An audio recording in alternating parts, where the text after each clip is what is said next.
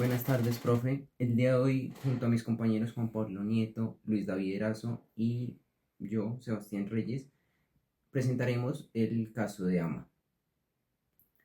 Primero, quiero decir que me encuentro evaluando colocar capital en acciones, bonos y fondos en Estados Unidos o Chile.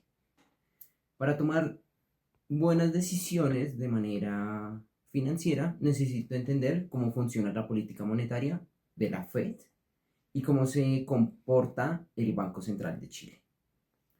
Nosotros analizaremos el caso y daremos respuesta a ello.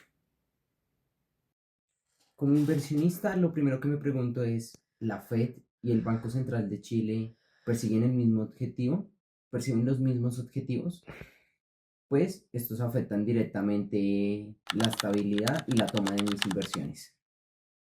La Reserva Federal tiene un mandato dual. Esto quiere decir que hay un mayor empleo y un aumento de los precios estables. Esto quiere decir que la meta de la inflación es de un 2% de la Reserva Federal. ¿Eso qué significa? Que a veces prioriza el crecimiento y el empleo, lo cual es positivo obviamente para las bolsas de Estados Unidos y las empresas. En cambio, el Banco Central de Chile cuenta con un mandato único y constitucional, lo cual hace que este banco tenga unos precios mucho más estables y sea mucho más estrictos con la inflación. En conclusión, la Fed es un banco con una estructura mucho más amplia, contando con una junta de 7 gobernadores más el FOMC con 12 votantes y los bancos regionales. Y por el otro lado, el Banco de Chile con una estructura más corta, con un consejo de 5 miembros, lo cual lo hace más técnico y centralizado. Y me pregunto, ¿cómo eligen el Banco Central de Chile y la Fed a sus miembros y cuánto duran en estos cargos? En Estados Unidos, los gobernadores duran 14 años no renovables. En cambio, en Chile duran 10 años con renovación escalonada. En los últimos 15 años, ambos han usado metas de inflación. Por un lado, Chile ha sido muy estable, aunque en 2022 subió las tasas agresivamente igual que la Fed. La razón de su estabilidad es su fuerte independencia constitucional desde 1989. Es decir, que la Fed y el Banco Central de Chile son independientes de la rama jurídica en estos países. En conclusión, la Fed le da más peso al empleo, lo cual la hace mejor para las acciones.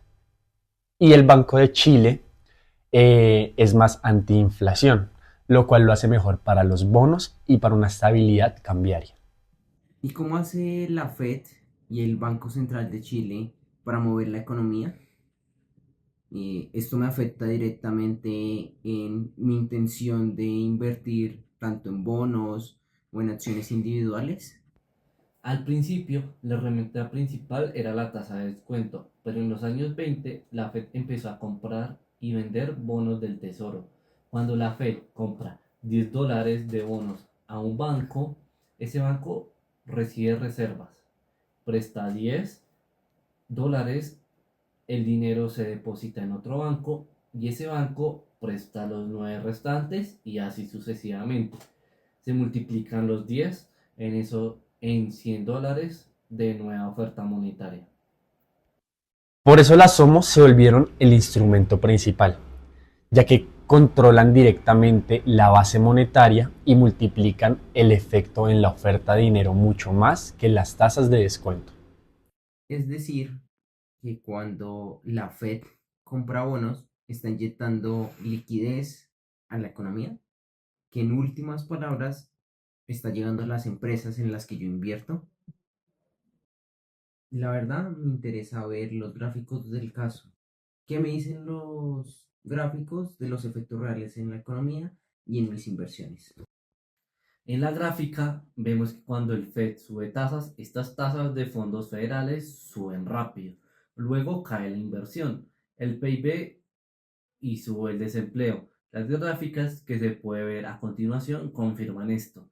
En periodos de desempleo alto, la economía está por debajo de su potencial. La Fed subió las tasas de interés para poder controlar la inflación. Llegó la recesión, subió la tasa de desempleo, cayó la economía y después de esto bajaron las tasas de interés agresivamente y la economía se recuperó fuertemente. Entonces, si el FED está subiendo tasas, ¿debo prepararme para que mis acciones caigan y el desempleo suba? Las acciones que toma la FED son muy importantes, son clave. Exacto, la política monetaria es poderosa, pero con rezagos de un año o más.